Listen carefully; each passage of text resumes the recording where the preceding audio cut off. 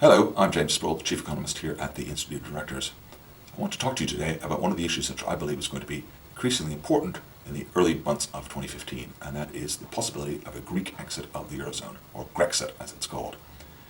This issue, of course, first came up in 2011, 2012, at which point the Greeks came very, very close to being forced out of the euro. A number of discussions took place, many behind the scenes, about what that would actually entail. Eventually, the Greeks decided to adhere to a very strict austerity plan with what was called the Troika. The Troika being that the ECB, the IMF, and the European Union itself. That plan has proved to be pretty controversial, and now with the Greeks facing a new election, one of the parties, a left-wing party called Syriza, has said that the party called Syriza, they do not plan on actually adhering to that austerity plan, and they put out a number of ideas which said about rising wages, about forgiveness of debt, which are not actually acceptable to the rest of the European Union. The fear is, if Syriza wins the election, they will force through a whole rethink on exactly what's going to be happening within the austerity plans.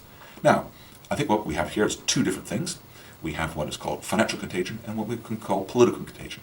Financial contagion is all about if one country is forced from the euro, the fear is that many other countries will be forced from the euro. If Greece goes, then maybe Cyprus goes, and then maybe Spain goes, and then it becomes too big to stop, and the euro fails as a result. On the other hand, we're actually having something coming through now which I would call political contagion. Political contagion is, if you give in to Syriza, what do you do about Podemos in Spain? What do you do about Beppe Grillo in Italy? What do you do about a number of other radical parties across Europe who also would like to see a forgiveness of the austerity? And all the time, of course, these people who want forgiveness of austerity are really saying we would like to pass the bill for the euro on up to Germany, who will then have to pay. Germany is completely unwilling to pay. Before we get into all that debate, though, I think it's what's really useful for us here at the IOD to give to all of our members is a bit of a blueprint for what business and what considerations businesses should have about how to cope with all of this, because there's a lot of big questions out there. Many of those questions can't be answered. But what you can do is prepare. So we're putting out a paper on exactly the sort of checklist of things that you should look at, whether it be moving assets, whether it be checking at bank balances, whether it be looking at a payment system, whether it be looking at how would you want to pay your staff in the event of a Greek exit from the euro. I mean, would it entail, for instance, shipping down cash in large amounts to pay for people in those places?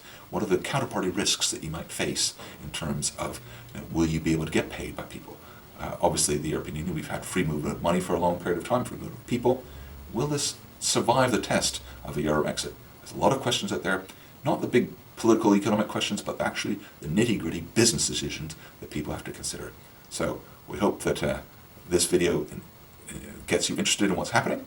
We hope that you look forward to the paper that we're producing, and we hope that you find it a good guide to some serious considerations that you need to take as business people and how to best cope with some uncertainty that's certainly lying in the months ahead. Thanks so much.